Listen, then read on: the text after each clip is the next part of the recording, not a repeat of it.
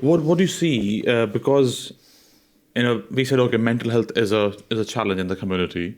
Let's create a public service department which will solve mental health or take care of that challenge. But mental health should be sitting within the Department of Education, within justice, within health, because people who are there, they should be able to add mental health as part of, which is a normal thing, rather than when you segregate that, the funding is less, the focus is less. But when it is part of the whole holistic conversation, because people don't come with people are humans. That there's things, for example, you might have a disability and have a mental health issue.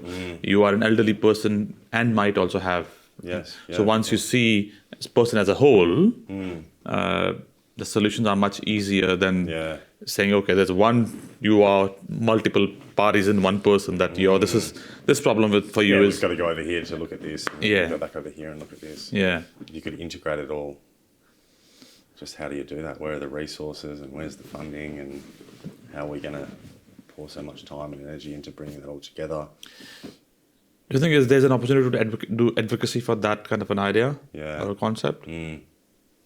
Absolutely. I think there's so much more room for collaboration in that space too, right? There's so many organisations and individuals that are doing so much good work that might have the blinkers onto what they're doing and not be looking at what someone else is doing down the road. And if those two were to meet together, they could have more of an impact.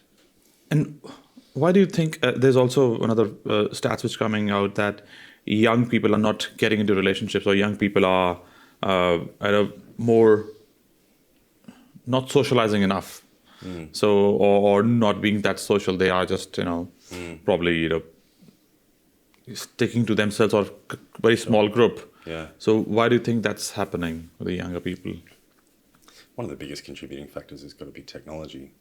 It's got to be phones, games, and apps, and all of that sort of stuff. I know if you look around now, and I can look around if I'm sitting in a restaurant and there's kids that are just sitting there with an iPad glued to the screen. iPads didn't exist when I was a child. The only choice that you had was to either sit down and, for me, play with my dinosaurs, or to go outside and kick a ball around, or look at the birds, or do something like that. I think it